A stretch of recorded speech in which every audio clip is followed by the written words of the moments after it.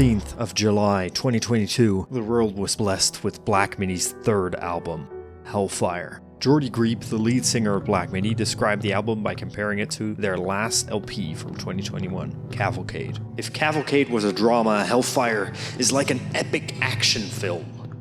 This album features an array of characters either experiencing or being dragged down to hell.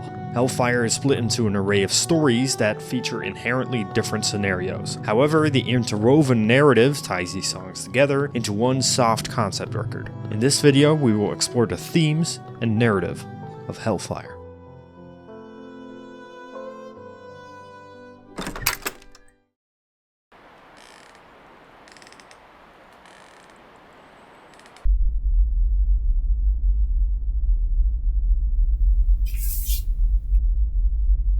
David Rutnick is the longtime Black Midi graphic design collaborator. He designed and visualized most of their discography. All of the album arts and most of the single arts were created by him. He handcrafted the font that Black Midi used when they were first teasing Hellfire. David did something entirely different with this release, however. He used AI to complement his design on the main artwork for the album, as well as the 3 singles that preceded the album. The Hellfire artwork is a literal collage of AI-generated images. These images were also used to create the artwork for each single. These single covers connect with each other and all feature some visual motifs of the actual album cover. To further emphasize his vision of Hellfire, I will be using almost exclusively AI-generated visuals to shape this video essay. This style fits the music perfectly, in my opinion. Pure, chaotic, borderline incomprehensible beauty. As a graphic designer, AI scares me a bit. Will my job be obsolete in a couple years? Fuck if I know. It sure as shit is interesting.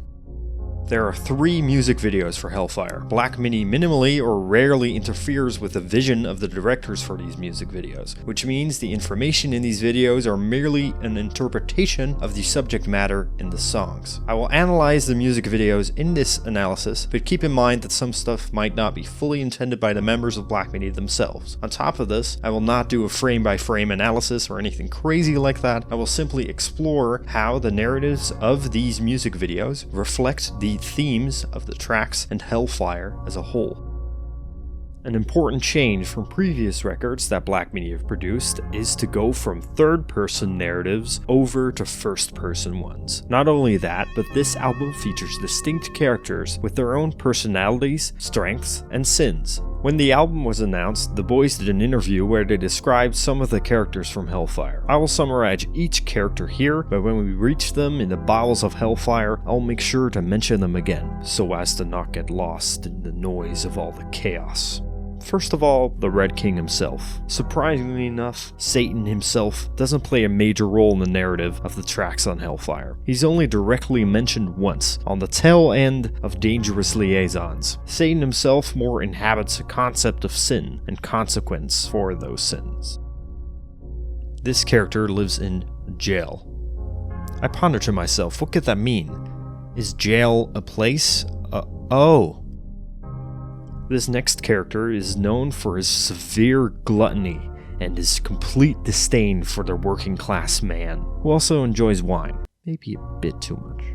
This character features in 2 of the songs on Hellfire. Tristan grew up in Salafessienne via South Slagenheim. Salafessienne is also mentioned on Hogwash and Balderdash from Cavalcade, and Schlagenheim, of course, referencing the first album of Black Midi. This album was theorized to be about a city, aka Schlagenheim, full of impotence and disgrace. The word Schlagenheim is gibberish. It does not mean anything. It directly translates to hit home from German, but then again, German is gibberish anyway. We will get to this one later. The defendant is a Christian pimp that is drowning in pure naivety. A good, albeit a little bit egotistical and theatrical artist, lives and breathes for a good stage show. Their characters, says Jordy. Almost everyone depicted is a kind of scumbag. Almost everything I write down is from a true thing, something I experienced and exaggerated and wrote down. I don't believe in hell, but all that old world folly is great for songs.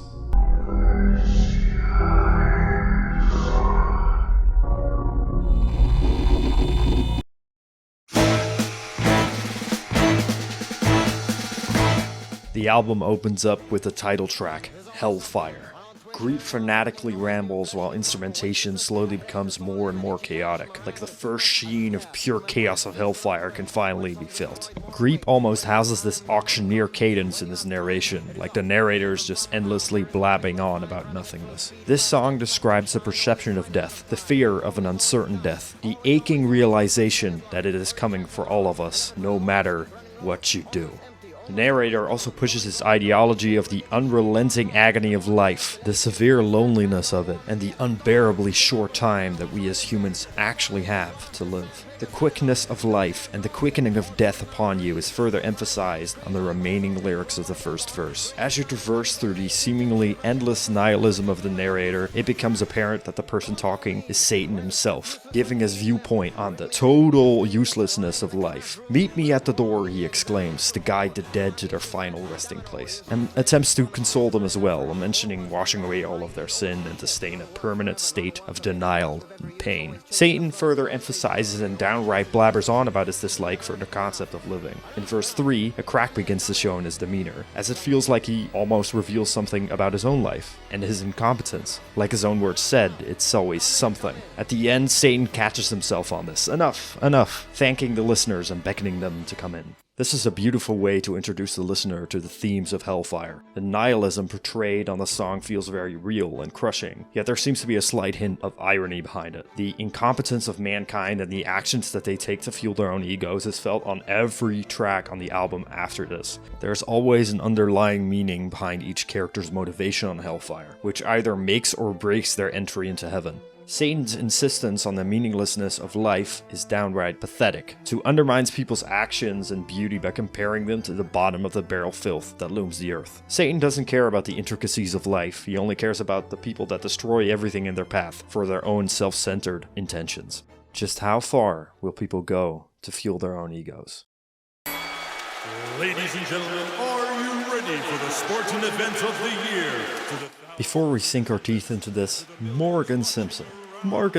This man is a living, breathing legend on the drum set. Black Midi's intricate and complicated music really needs something to tie the pure chaos together. And there's no one in the world more capable of this than Morgan Simpson. His drumming can range from soft, jazzy sound play to pummeling drum fills in an instant, and it's also wonderfully executed. Black Midi doesn't need a drum machine. Morgan Simpson is a machine on drums. Sugar Tzu is about a boxing match between Sun Sugar in blue trunks and Sun Tzu in red trunks. Wait a minute. Like Sun Tzu? Like the Art of War Sun Tzu? Yeah. Moving on. The song starts off with a ring announcer hyping the crowd up for the sporting events of the year. This is spoken in by Hus Ragip, who has made a similar version of this announcement for the introduction for Black Midi's 2022 live shows. Fun fact, the reason why he says, "Let's see some thunder" instead of "get ready to rumble" is because that phrase is copyrighted by Michael Buffer, who's made $400 million off of royalties so far. Michael, I'm broke. Please don't sue.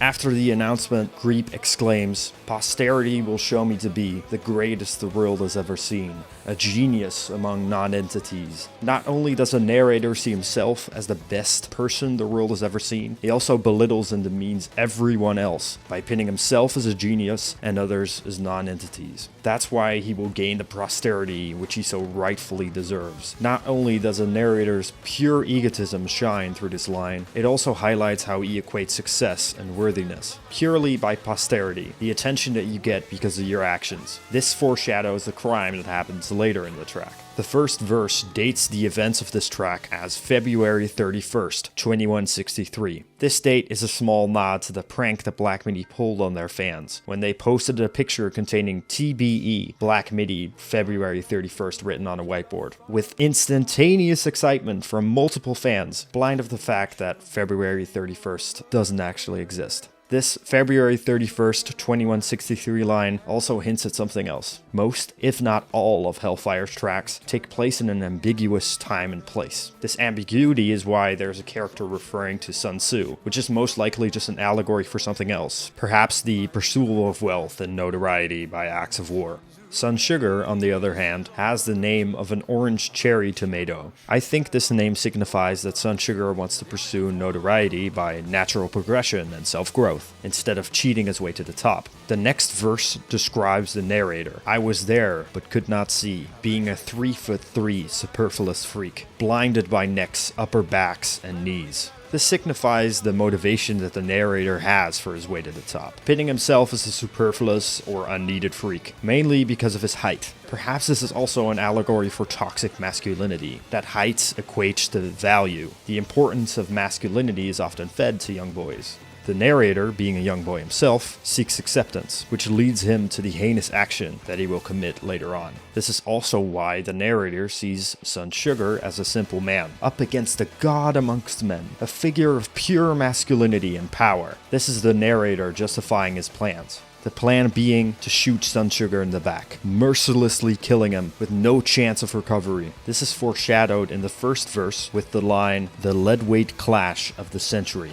Lead referring to a bullet. And what does Sun Tzu do? He poses his indifference to the sudden death of his opponent. To him, he won, no matter the suffering he indirectly caused. He raises his arms, crowning himself as the undefeated winner. The audience won line refers to the crowd's parasocial relationship to the winner of sporting competitions. The audience cheers Sun Tzu, no matter the way he won, because that's all that matters. Audiences often want to see that pure brutality on display. The outro of the song describes the narrator eventually being caught and sentenced to life, but he does not care. He, just like Sun Tzu, won. He spends his life in jail reading letters from 1 million women idolizing him. He further justifies his murder of Sun Sugar by saying that Sun Sugar would never have reached the notoriety he has now, again reiterating one's worth solely by attention. Lastly, the narrator refers to himself being the youngest executioner in tabloid memory. Notice how he says memory, not history. His murder will not be written in the history books and be remembered for centuries. It will soon be forgotten, just like a memory. The music video echoes all these points, and this is the only music video for the album that directly follows the narrative that is written in the song. Jordy Griep, the singer/writer of this track, exclaims his love for boxing in multiple interviews. I think it's one of the most thrilling things you can see on TV. In boxing, it's chess, not checkers. He also says that Black Midi views their music creation process as a form of boxing. You never necessarily know when a matchup is going to result in a great fight. It can look great on paper, it cannot be so good in the ring. And that's the case with musicians as well. In boxing, there's the intensity, just non-stop. Everything is over the top. That's kind of with our stuff as well. If there's a more emotional song or whatever, it's pushed to the max. It's very brash and almost comically intense. This intensity is further displayed on the next track.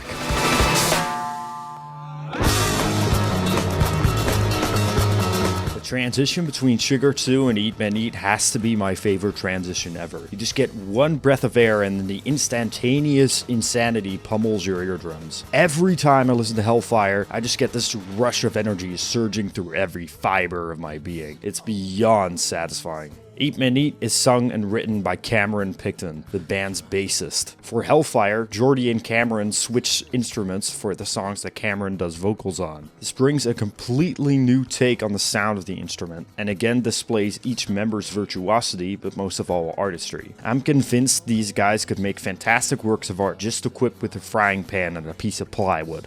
Eat Man Eat is definitely the most bizarre and surreal cut on air in terms of narrative. Like, this shit is weirder than the lore of Dune. Cameron did a breakdown of the narrative in a Stereogum interview. For the analysis of the song, I will walk through each verse and show the context that Cameron provides, on top of my own interpretation of the sections. The story starts in a desert, with two men engaged in a desperate search for missing friends. Their quest leads them to a strange mining facility, which, despite a dearth of natural resources in the area, opens its doors for even stranger hosts to welcome them. This is the second song that Cameron has written about mine workers. In the first, Diamond Stuff, my favorite Black Midi song, the constant monotony causes one of the workers to slowly feel like they are turning into diamonds, the same kind of diamonds they are mining themselves. That evening, with zero signs of their friends, a massive feast is laid on by the mine's cantankerous captain, who performs a long speech encouraging all to indulge, as this is to be the workers' last night before returning to their families. The mining facility is called Absalom. Absalom is Hebrew in origin and was the name of the third son of David, the second king of Israel in the Hebrew Bible. Absalom rebelled against his father and died in battle fighting his father's men. In my opinion, this references the rebelling that our characters will do later on in the track against the person in power, the captain. Absalom could also reference the William Faulkner book, Absalom, Absalom. Watch the excellent Professor Sky video about Hellfire, which compares the narrative of Hellfire to various literature. In the video, Sky points out that Faulkner has a similar feel to Hellfire in that it tackles a lot of powerful and smart people that control and manipulate the weak and the stupid, which is a recurring theme in the album. Help yourselves, men, to whiskey, onions, and chilies. Eat many, eat many, eat many. With good reason for suspicion, the protagonists feign gluttony and consume as little as humanly possible. Other than our protagonists, however, the workers fanatically eat the 3 items before them. Eating too many onions and chilies can give you numerous intestinal problems. Washing that away with whiskey is especially suspicious. Also note that the captain is not asking the workers to eat, but he is commanding them to eat the food, which further elaborates his ulterior motive. His motive being finally revealed in the 3rd verse. Night falls, they hide, and as the workers fall comatose, the wardens, overseen by the captain, make preparations to pump their poisoned stomachs. It turns out the purpose of the mine is to procure an excess of human stomach acid used in the production of a bastardized blood-red wine sold and loved in the region. Yeah, you heard that correctly. After the workers experience torturous monotony of work, they are harvested for their stomach acid to create luxury red wine. The track directly mentions Rio Tinto, which is one of the biggest mining companies active in the world right now. Also pretty active in the news right now, as there are numerous worker protests and lawsuits about the safety of working at these mines. It seems like Rio Tinto employs lower class people with low pay and extremely high risks. This could also allude to the Rio Tinto River. The Rio Tinto River is a river in Spain which has this blood red water color. Due to rigorous mining from 1930 to 2001, the water was polluted with acid red toxic waste caused by the mining facilities like Rio Tinto. This river is often compared to red wine, just like the red wine that the captain creates out of the stomach acid of the workers. Not only that, but the Rio Tinto River is also theorized to be the location of the mines of the lost King Solomon. King Solomon is the 3rd and last king of Israel in the Hebrew Bible, the son of King David, and is regarded as the wealthiest man in the world. He built the first temple in Jerusalem and used forced labor to have people work in the mines in order to collect materials for the creation of God's temple. This ties directly into the religious themes on Hellfire and also on the exploitation of the weak for the wealth of the upper class, which is a prominent theme in Hellfire. I truly have just scratched the surface here. These details run extremely deep, much deeper than I went into here. But what happened to our protagonists? After the wider conspiracy is revealed, and upon realizing their friends must be long gone, the partners decide they must destroy the facility. A spanner plugs the works, however, as one of the men experiences mild effects of the poison and the production of acid in his stomach goes into overdrive. As his chest literally bubbles, he says what may be his final goodbyes to his partner, and the other man is left to do the heavy lifting alone. The protagonists are not just friends, but in a queer relationship with each other. The oh-so-heavy and then oh-so-light line could mean that one of the protagonists, who is sick, starts throwing up. His partner must do what he can to bring down this deplorable mine. He succeeds and runs arm in arm with his partner away from the onslaught of destruction caused by him exploding the mine. As they run, they hear the final screams of the captain. The demon captain erupts from the burning embers and curses the 2 men to hell of crippling acid reflux for the rest of their days. They see no reason to worry though, as they're sure to return home hailed as heroes. The music video for Eat Men Eat features a completely different storyline. A man discovers 2 mining workers, who are men, having sex in a cornfield. He looks at the couple with a look of disdain and hatred. Later that night, the couple sees the man feeding upon a person, like a vampire, and decide to poison him to rid the world of this monstrosity. And as he dies, he cusses out the couple for their relationship. Again, super bizarre as well, but shows the narrative in a new light, focusing in on the queer relationship at the heart of the song and how queer queer people are often looked at as being inherently wrong or different. The vampire man is symbolic of homophobic people sucking the life out of normal, progressive, and well-meaning people. The song itself focuses on the draining of the poor for wealth. The music video compares that with queer people being ostracized as inorganic and unnatural. In both scenarios, the queer couple comes out on top, as a symbolic way to show that workers' lives matter and that progressive rights are important for a modern society. The control and manipulation by the powerful over the weak is further tackled on the next track.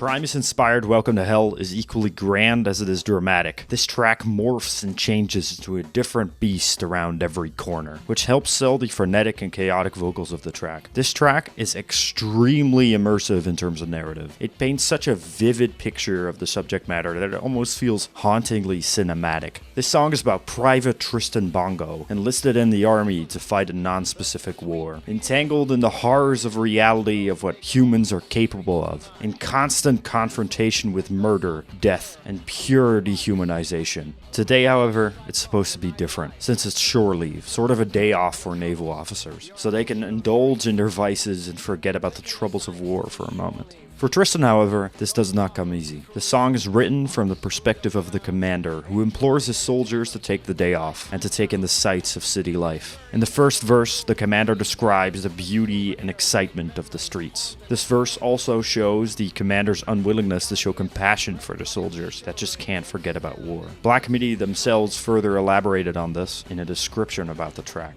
It's a night. Erratic men go up and down through the strip of ground in different states of inebriation. Neon light illuminate cafes, while puffs of indistinct smoke waft through their open doors. The deafening howls of the motorbike's engines are followed by a mix of languages. Although all of them are confused, rough, hoarse, and elusive, the starring soldier can't handle the world that he's in. Verse 1 continues, "Don't talk of true love, unscrew your frown, enjoy the entertainments of nighttime town, experience the red rooms, the green tables, the souvenirs." The mention of red rooms has a double meaning. A red room is a room in which you can indulge in sexual acts with a prostitute, but in modern times, a red room is also the name of an illegal live stream of people being tortured and killed on air, theorized to be a trend in the depths of the dark web. People have theorized that due to this double nature, it might be possible that Tristan actually murdered a sex worker. I, however, disagree with this. Instead of that notion, I believe that the double nature is supposed to signify Tristan's struggle to put the thoughts of death and war to bed. The mention of green tables is about gambling tables. This foreshadows the narrative of the race is about to begin, which we will get into later. The commander wants his soldiers to see war in the same light as experiencing nightlife. The way these men are supposed to follow in their urges and masculinity on the streets, they should also do in the battlefield. Instead of a value of self-worth, these men are pushed to live in their gender norms, masculine and strong, fighting against a common enemy and reveling in the toxic vices that many young men trap themselves in. Here the commander speaks on the so-called honor of working for the military, as if being a soldier is in the same realm as being a saint. Now your life begins, as if anything that preceded this moment is irrelevant. This is the start of a new life, but in war, it's not about the start of a new life for these soldiers, it's about death. But the commander doesn't want his men to think about their own mortality, as dying is a sign of weakness for him. The only way to satisfy your country is to kill the enemy, thus continuing the endless cycle of bloodshed. In the second verse, the commander pushes Tristan more towards giving in to common sexual desires, dehumanizing the prostitute, urging him to not even ask her name, as it is below them. This dehumanization is also put on the enemy that Bongo is facing. In the third verse, the commander says that these people would follow a swift death anyway, due to a myriad of foreign diseases, and when this argument doesn't work, the commander resorts to physical violence to control Tristan. After this physical altercation, the commander says that he's seen much worse than Tristan has. Endless flying limbs and uncountable massacres. After this, he further dehumanizes the enemy. They are wild beasts, useless and untamable. The temptress widows are pushed to go into prostitution, as the loss of their husband, who has presumably died in a similar war, has a gigantic effect on their financial situation. And their children are untamable, already stuck in the same toxic facade facade as the commander's soldiers are. This verse just brings forth the consequences of war, and how male urges are directly tied into the cycle of loss and poverty due to bloodshed, the endless cycle of the repercussions of war. The commander's had enough with Tristan. He belittles him to being the same as the enemy that they are facing. Our bullets were made for men like you. And after this batch of antagonistic bullying, the commander discharges Tristan Bongo for good. Welcome to Hell shows the endless cycle of war in a unique light, showing that toxic masculinity that breeds in the circles of war, and how this bloodshed can send shockwaves throughout the civilizations that experience it. The music video for Welcome to Hell is batshit insane, and features a completely different narrative about parasocial relationships and incels. I think this is directly tied into the narrative of the track, as the incel sees this figure as an object, and cherishes this so-called object to the point of obsession. This music video is insanely detailed and stacked, so I'll link a Reddit thread with a deciphered analysis of the text in the video, as well as a fantastic analysis by user Light Apotheus. Pause the video now if you want to read it. This music video is just too in-depth for me to go into right now. Let's move on. We'll hear about Tristan later. Waiting. A time to relax, a time to look forward to something fun, uplifting, life-changing. Waiting. A time to worry, a time for the exponential growth of stress. Stress about incoming confrontation, the crushing weight of the human mind. Still lives in the in-between of these options, where waiting is tackled as looking forward to seeing your lover again. But this anticipation can consume you, take over everything that you live for, until you just become a bubbled up husk. Still is written and sung by Cameron Picton, his second endeavor on Hellfire, where his voice reigns over every second. Every word sung is vibrantly dull. You can really feel the clinging of hope in his voice slowly deteriorate throughout the runtime of Still. In the first verse, the narrator describes his time waiting for his lover. He immediately acknowledges his naivety and perhaps even stupidity for waiting for this lover, but his obsession for what it used to be or what it could be drives him to wait and wait and wait. The narrator describes his state of being and the state of the relationship of him and his lover with metaphors around water and boats. Feeling like he's sunk down on the ocean bed, waiting until he can finally surface again, that he can finally breathe by seeing his lover again. His perception of his lover is that he is constantly sulking. Clearly, this shows that his lover was and is not satisfied in their relationship. The fact that the ship metaphor refers to the bay, where water is shallow, but the boat still sank, indicates that this relationship probably just started, but is unable to move forward anymore.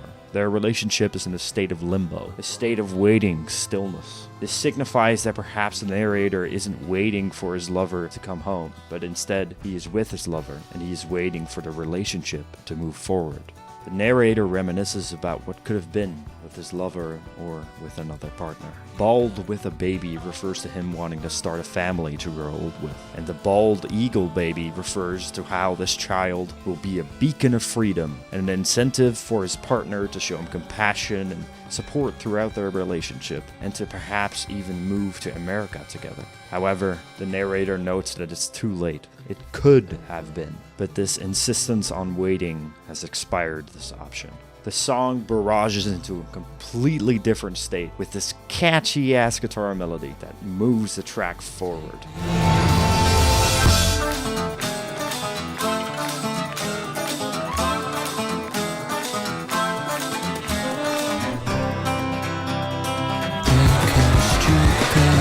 Here, the narrator is clearly on his last ropes, and is pleading for his lover to show him affection. The narrator is continuously battling the notion of giving up in the relationship. He acknowledges that it's a defeated cause, and that he's thinking stupid, but still utters the words to his lover that he wants their attention. I know a song that gives everything you need. This line is inherently confusing and broad, but this is my take. The narrator is living in a state of delusion, perhaps fueled by media consumption that focuses on happy relationships, which also explains his vision of a happy future. A happy American couple balding together. In this fixation of the vision of a happy relationship, as a last plea for love, he exclaims that a song he knows would perhaps show his lover a perspective that could change the course of their relationship. This, living in a fake, media-infused vision of the future to be, is probably one of the reasons why this relationship is never going to work out. He's living in a bubble and is hopeful for the future of their relationship, but this bubble is single-handedly destroying everything that he wishes for.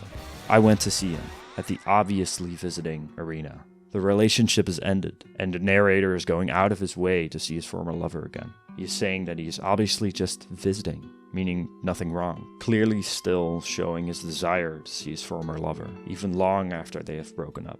You were a mile away, but doing so good. After all this time, the narrator's bubble is broken. He acknowledges that his former lover is far away from him now, but he accepts the old defeat, seeing that they are finally happy. What an amazing experience of a song. This grabbed me right by the throat when I first heard it. It is pretty clear that the songs that Jordy Griep writes are directly connected with people being dragged to, or about to be dragged to, hell. But with Cameron's songs, it is clear that the characters are living through a state of hell, but in the end getting out with perseverance. These glimpses of light give Hellfire a new perspective of not only sorrow and disgust, but also acceptance and hope.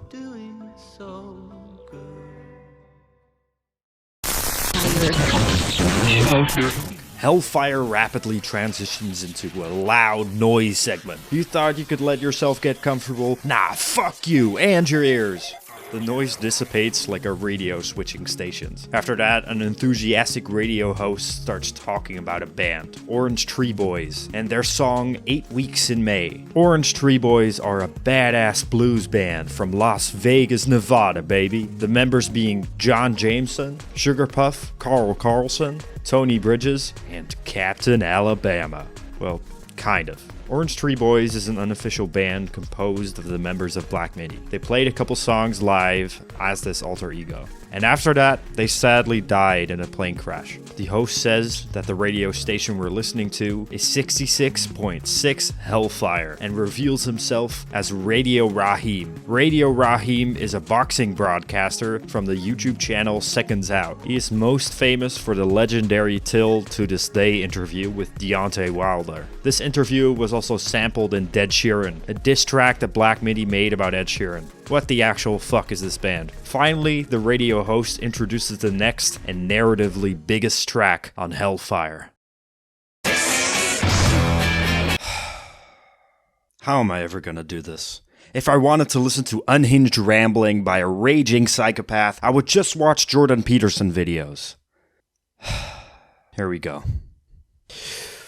The race is about to begin is about a horse racing tournament, with various characters betting on different horses. Some of these characters are also featured on other tracks. This incorporation of these different characters into one timeline further signifies the unimportance of time and place in Hellfire. It's a jumbled mess, chaos, and goddamn does this track embody that chaos. The first verse serves as giving us an overview of the stupidity of all these characters, betting on such a useless and meaningless sport just to fuel their own pockets to empty seconds later on another race. A familiar face, we see Tristan Bongo again in the second verse, this time before his discharge, on a night off, a shore leave. This seems to symbolize how gambling is the same kind of vicious endless cycle of addiction for power and wealth. Just like the war having ramifications on its surroundings, gambling ultimately doesn't even satisfy the winner. They always want more, and fall into the deepest, darkest pits of debt. We move on to identifying the racing horses. Most of these names here are filler, references to actual racing horses, or just straight up ironic. However, two of the names on here are of note. First off, Sun Tzu. Sun Tzu obviously referencing the boxing match between Sun Tzu and Sugar Tzu that took place on the second track. The actual Sun Tzu, who wrote The Art of War, has a pretty notable affiliation to horse racing, the book Tianji's Horse Race. In this book, Sun Tzu tells Tian how to strategically pit horses against one another to improve the chances of success. The second notable horse is Dr. Murphy, who's featured in a new unreleased song that Black Midi have been playing at the recent live shows, called Magician, which also name drops Schlangenheim, Sun Tzu, and Salafashien. So So the inclusion of these two nicknames could be further expanded on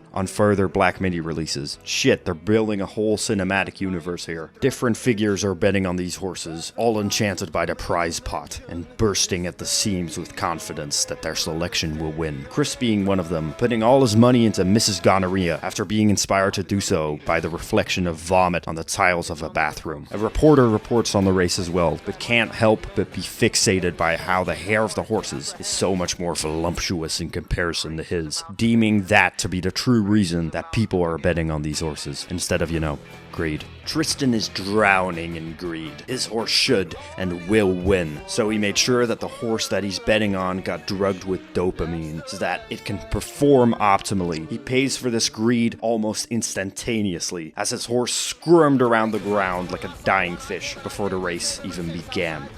And now, the race is ended. We see or hear not even a glimpse of it, and ultimately the importance of this is next to nothing, as the song divulges into complete incoherence and insanity, like the incessant rambling of a cult leader. The song moves from passages about the beginning of the universe all the way back towards horse betting, constantly battling this feeling of a drug-fueled pit of vomit with reflections of the actual events. Monotony. That race was ran 30 years back, and every day since the same.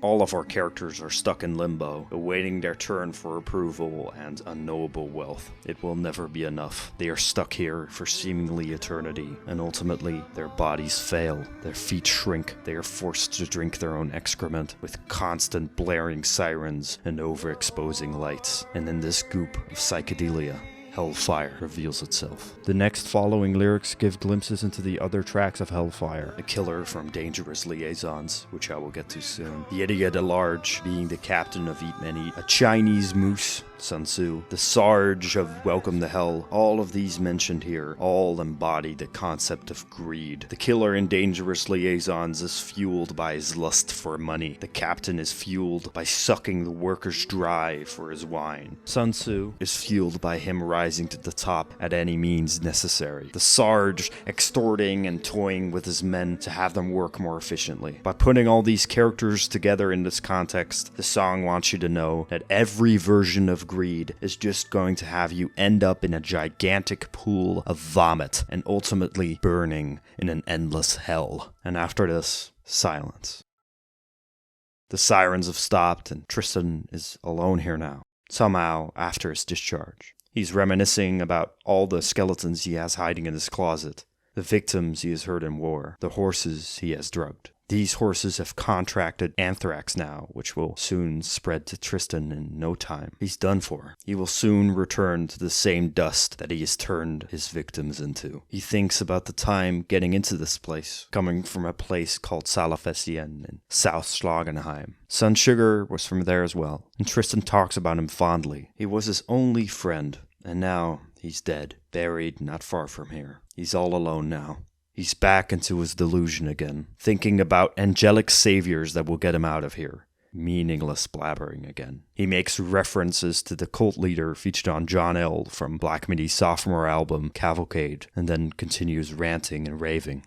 Everyone is gone, but he is still here, and will always stay here.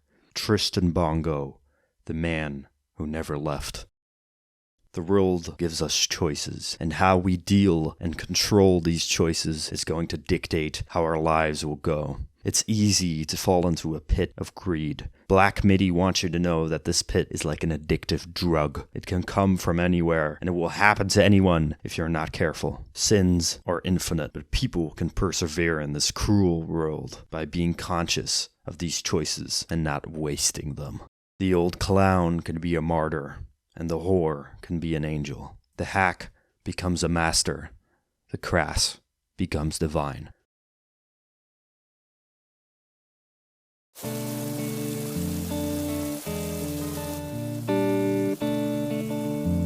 What drives a man to commit murder?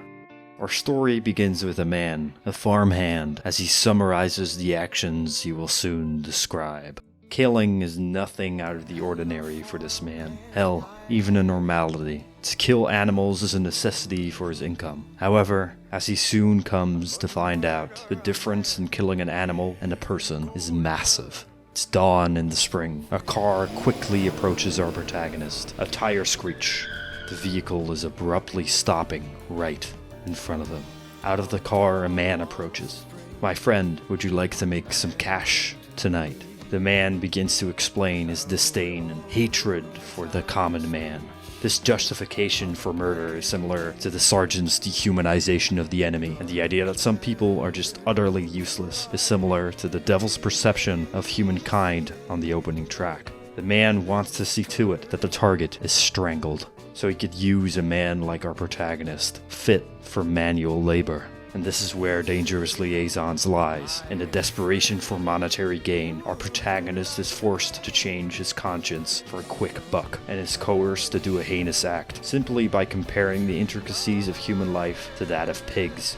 Livestock, something that he's awfully familiar with. Killing is already the source of our protagonist's livelihood. How would this be any different? This thought lingers in his mind and grows like a tumor, and that tumor would grow to a promise, a dream of salvation and endless wealth. Maybe you would get a better job after this, do more good in life. The possibilities are endless, and that's it.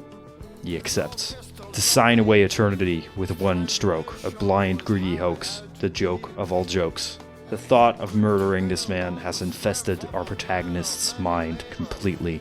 Notice how many words in these lines rhyme with choke. This quest for a quick buck has quickly taken his life down an uncontrollable course of events. I'll tell you for free, it wasn't like a pig squeal. And there it is, regret. No matter how many pigs he had killed before, no matter how much butchering he had done up to that point for monetary gain, nothing would compare to this. Even after the deed is done, he is still in desperation. He can't find the man he saw that day, who he now sees as a friend, and his promise to see each other at the Queen at 8 ultimately was futile. A slick lie, only to be believed by foolish, greedy men. The murder is in the papers now, and our protagonist, seeing this headline, has truly sent him off the spiral. His heinous act is now forever immortal in print. Regret looms over every fiber of his being, and his wish for seeing this man again will soon become true. Out of the newspaper, a portal forms, and our protagonist is back to seeing the man again, now in his true form,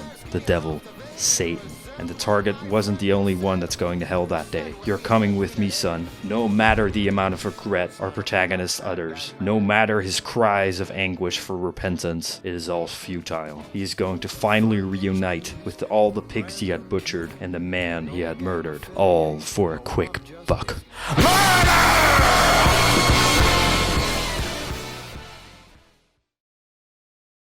Dehumanization comes in many forms. Not only trying to make people feel less bad about hunting and killing people, dehumanization can be much more subtle than that. By convincing some people that you've helped them reach greater heights, heights that they would have never been able to accomplish themselves. Some people house a very grand savior complex for their own actions, acting like they are above their mistakes, brushing them off by painting themselves as saints. The story of the defense surrounds a pimp who recruits people to roam the streets, trying to convince men to receive the services that he is offering. He also sees himself as being highly Christian, and the song is a marriage of him trying to convince himself that he's still loyal and obedient to his God, and that he's offered the women that he has recruited a way out of the ugly life of the streets. He orders one of his disciples to search out men stupid and desperate enough to use his services. The disciple goes out on the streets and promises a way to fully express any sexual urges for any man. The possibilities are endless. The disciple even calls the women well-groomed, implying that the pimp is controlling and manipulating these women to do his bidding.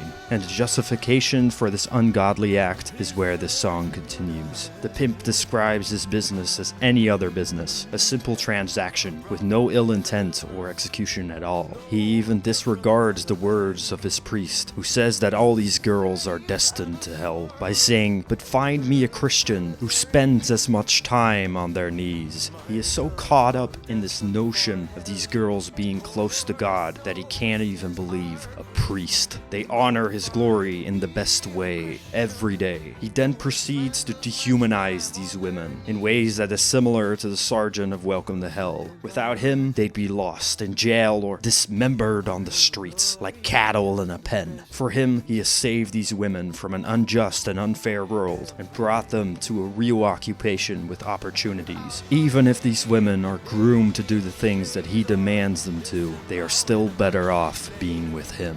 In this verse, he also justifies how these businesses are running not because of him, but because of the demand. In his eyes, it is in the hands of these pathetic men to stop buying his services, but he secretly knows they never will, because he has a tight grip on them. So his disciples will forever roam the streets, luring men to his establishment.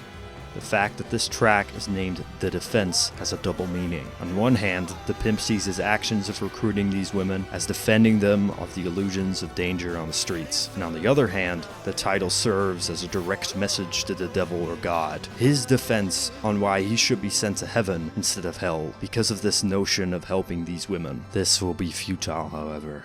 He is destined for hell. This is awfully clear. He's just wearing a blindfold made of the useless justifications for ruining so many people's lives. Is there even a way to prove your worth against Satan?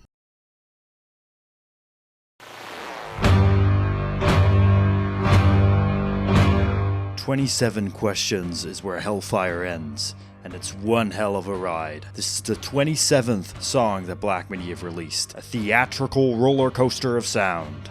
We begin in the city in late 43. This could mean 1943, but it's most likely that this again ties into the ambiguity of time in Hellfire. It's raining heavily. Everyone who's outside is in dire need for refuge, so they all go to a theater marked admission free. The man performing today is a long-forgotten star. An enthusiastic boy sings a ballad beckoning everyone to come in, loudly that you could hear it at the end of the street. Freddie Frost gives his last will live on stage, and as a crowd forms, the doors open. There are many different types of people that were gathered here. Duchesses and dukes, beggars and pimps, all waiting to watch this man perform his quote-unquote last grasp on life. In the middle of the stage lies a gold-green sarcophagus with oil paintings of Freddie Frost. First, a film plays about Eddie, then a stage play with music. After that, an opera show sung by Freddie's 65 daughters, again about his life, about his fears,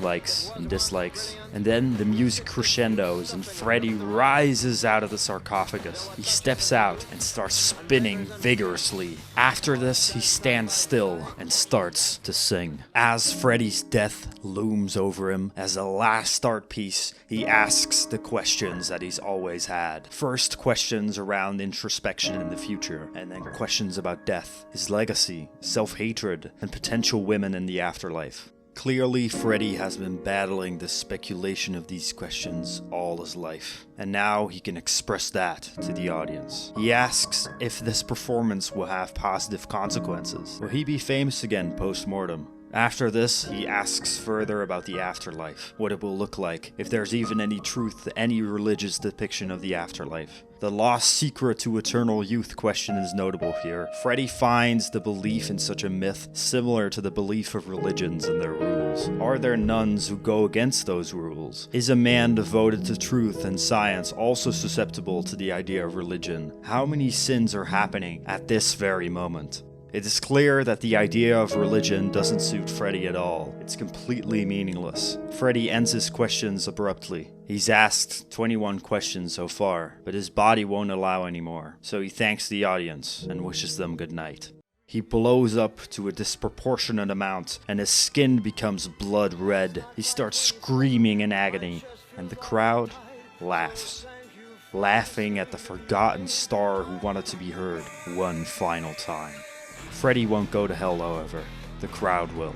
Freddie has proven himself as being on the same length of power as Satan. Notice how his demeanor for meaninglessness is similar to that of Satan on the first track. Satan even thanks the audience at the end of that first track, similar to what Freddie just did. Freddie has taken the meaninglessness of life and made peace with it. Art from it. He blossomed out of that pit of despair into something beautiful. Freddie has redeemed himself. And the laughing crowd is oblivious to the artfulness of meaninglessness. They just laugh at him like he's some pathetic cretin, so they are destined for hell, for their naivety. Freddie has displayed his final art piece beautifully, and is not destined for hell, but instead heaven. if that even exists.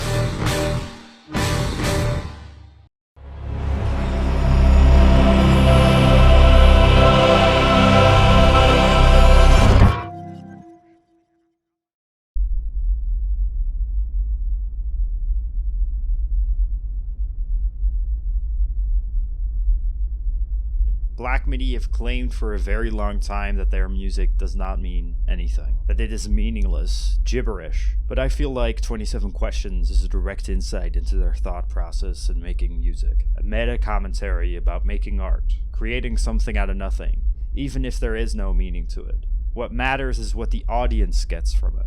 Even if some laugh at you, others find the art in it, the meaning of meaninglessness. The meanings of every song topic on Hellfire has been thoroughly speculated by many different Black Midi fans. One theory that I see often is that each song could represent one of the 7 deadly sins. Hellfire being an opening statement, Sugartsu is envy born out of utmost jealousy, Eat Men Eat is gluttony because of the whole wine thing, Welcome to Hell is pride because the sergeant has pride in killing his enemy, Still is sloth because the main character is stuck in time over a relationship, Halftime is a break, The Race is About to Begin is about greed, Dangerous Liaisons is wrath because of the morality of killing a man, The Defense is lust, and finally 27 Questions is just kind of a meta self-reflection on the band itself. This theory lines up extremely well with Hellfire, and it would make a lot of sense. I, however, have some issues with it, and with any comparison to the 7 deadly sins with media, basically. I think it's just a pretty blatant way to put intricate and complicated characters in clear-cut boxes, which just does not sit right with me. Plus, there's the fact that basically every deadly sin can be interchanged with one another in some way that just makes this theory a bit less plausible to me. Could have been an inspiration, though. So, what do I really think the album is about? Exploitation, toxic masculinity, and meaninglessness. In the bowels of Hellfire, there are a lot of relevant and meaningful issues on display, all in a sheen of irony, but when you look closer, there's still a lot there. Basically, every character in this album is either controlling or being controlled by other people to do heinous and inhumane things for the sake of the power of the people on top. The idea of toxic masculinity, strawmanning, and just general exploitation are basically bolted onto every aspect of Hellfire. The F-slur on Eat Men Eat is meant to imply that that view of how men should be and how they should feel is inherently toxic and just makes men's lives harder around the world. The endless and vicious cycle of violence on Welcome to Hell is a very blatant commentary on dehumanization by the powerful. The powerful trample the weak. I think this theme is the most obvious, and also the most depressing about Hellfire. But then you have 27 Questions, meant to put all those horrors to rest for a moment, and to just focus on the art of it. No matter what, no distractions, no meanings, all that matters is creating something out of nothing. Black Midi have been getting more and more popular as of recently, and that pressure is sometimes crushing. I think Hellfire is the most beautiful piece of art that Black Midi have done so far. It is a perfect, special album that leaves me moved by it, and invigorated by it. The old clown can be a martyr, and the whore can be an angel. The hack becomes a master, the crass becomes divine.